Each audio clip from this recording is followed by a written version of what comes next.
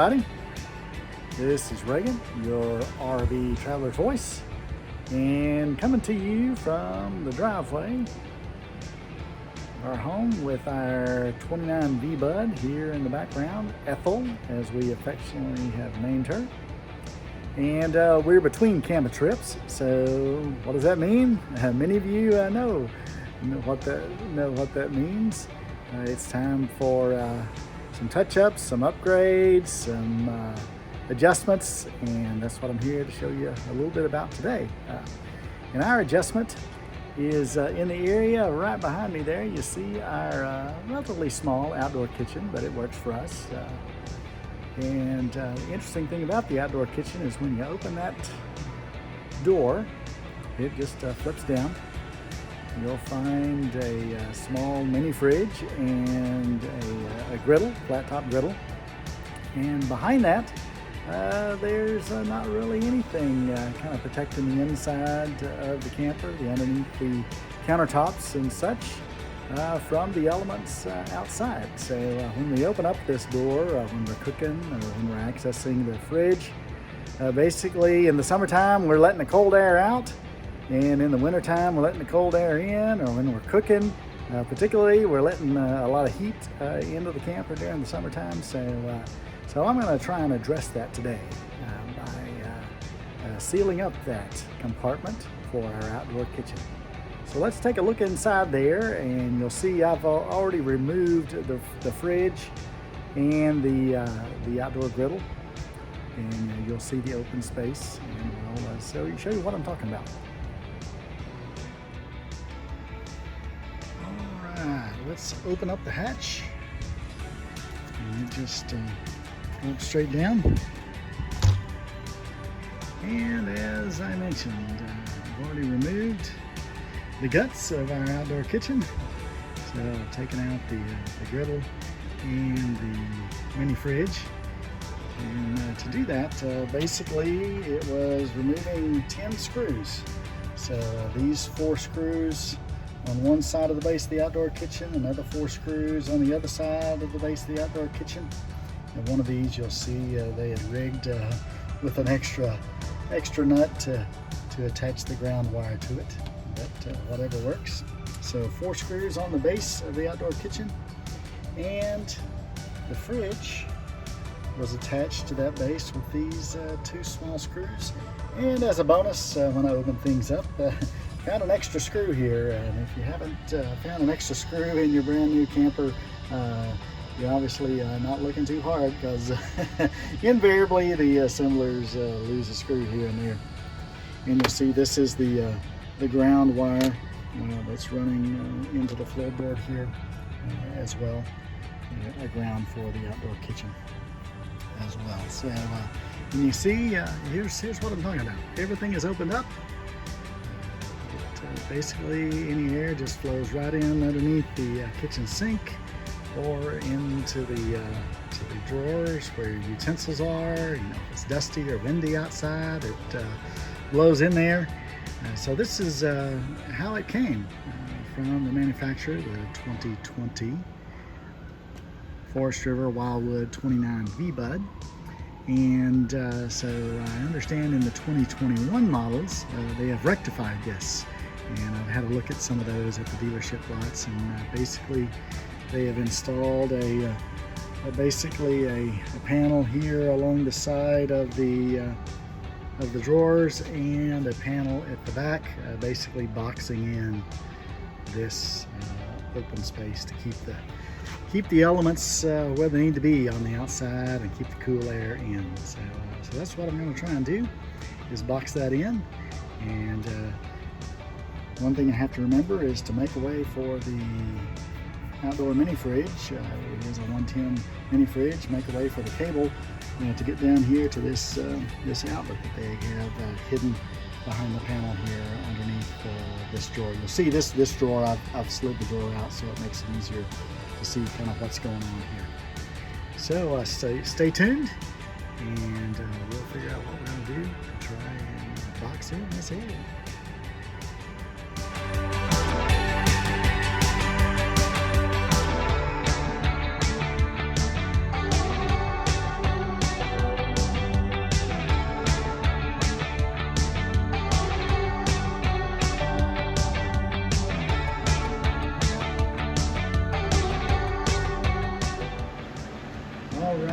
mentioned, here's the griddle and its stand. It all comes out as one unit.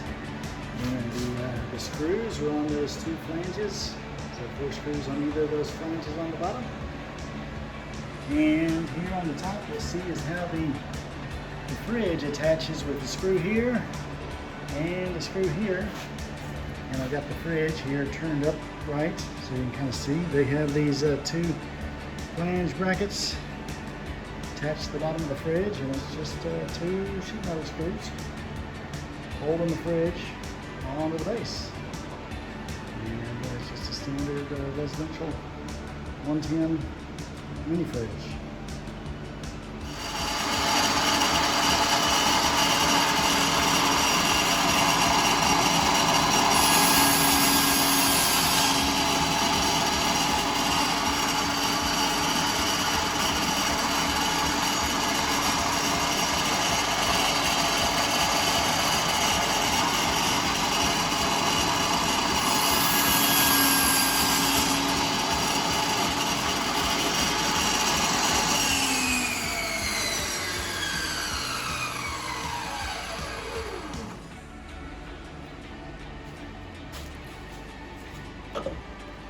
Alright, we have our countersink bit set up. We're going to drill a few pilot holes and countersinks to attach these 3 pieces underneath the countertop to serve as a backer for the boards.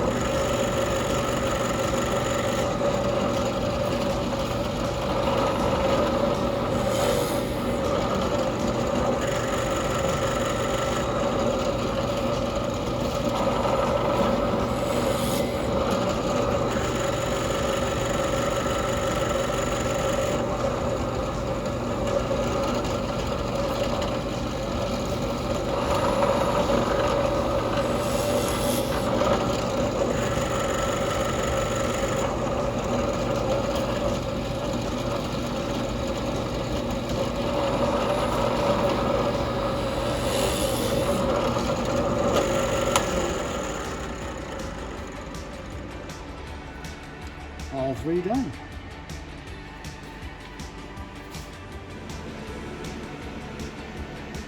Well, everything was going well until the engine, the motor, sheared off all 3 of its supports. It has a plastic housing, and all 3 of the plastic housing brackets all snapped and it came apart. So that's kind of it for this this table saw, and we'll make do with the circular saw and the cutoff saw. So on with the project. Just a few little hiccups here and there though. And you can never have enough saws. In this case, this saw, the sliding chop saw, sliding miter saw, anyway, serves as my backup plan. Yeah, it works pretty good.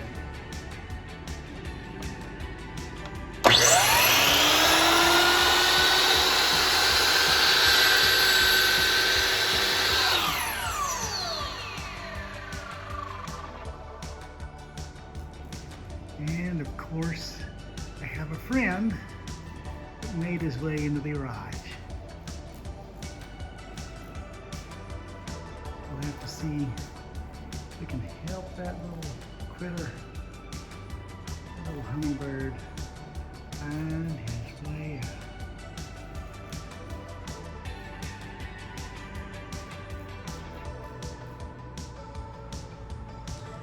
All right, we have the frame attached for the back side.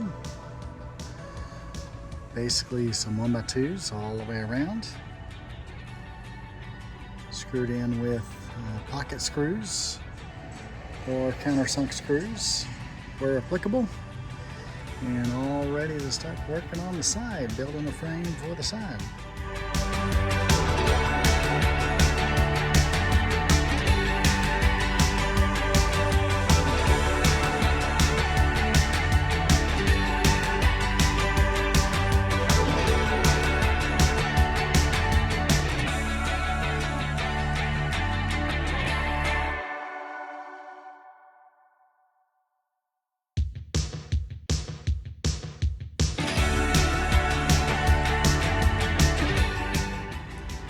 Okay, we've got the frame for the left side, top, bottom, and inside as well. So now it's time to cut the pieces and slide them in and screw them up. Hopefully not screwed up. I picked up this panel board at Lowe's. It's white, pre-painted white on one side and black on the other. And we got it marked and ready to cut with circular saws. So here we go.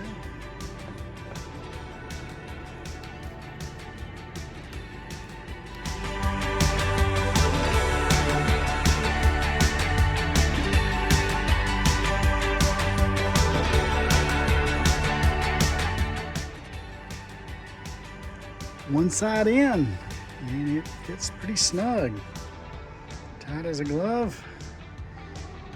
Now I just need to pre-drill a few holes and button it down, and then get the other piece in.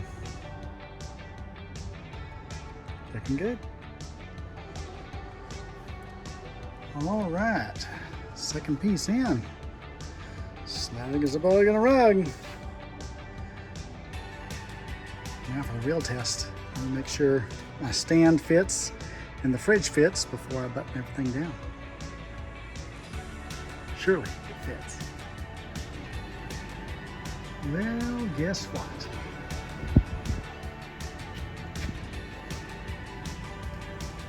Voila, it all fits.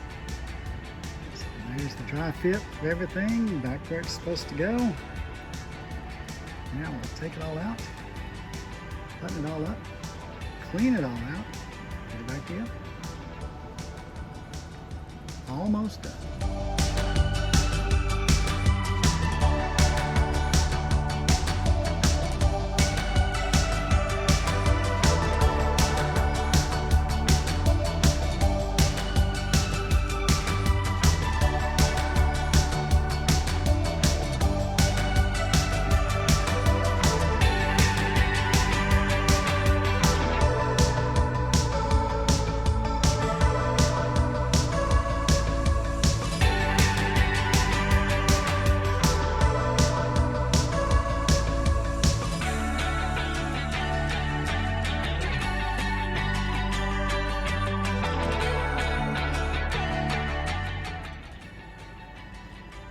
All right, all buttoned up. All caulked on the seams. And now it's just time for it to dry. And we'll call it a day, and we'll put things back together tomorrow.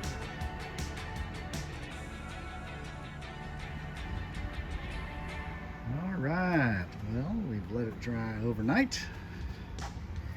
And all looks well. Looks like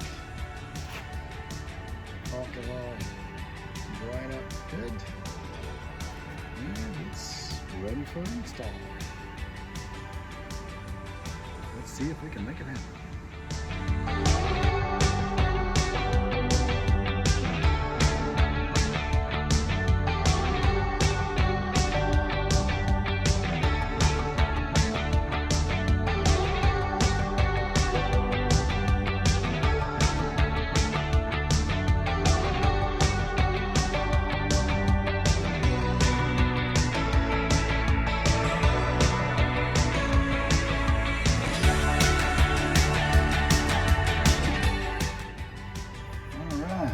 Almost there. A full cut for the grommet. snap it into place. Big enough to fit the end of the power cord through. And we're just about ready to put the fridge back in.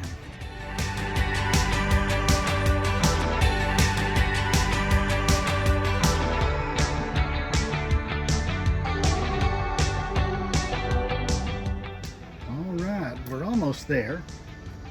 And I've got the last of the screws in. But you can see these sheet metal screws protruding out, and I call them knuckle busters. When you slide in and out the grill, I don't want it catching on anything, so I'm going to take the cut off saw, pulling those off, cut those off flush, the same way that Forster had done that as well. Their screws were a little bigger up, so I put some new holes and new screws in, and they had cut their bolts off as well, so I'll take care of that. Alrighty, it's back together. It all fits nice and snug.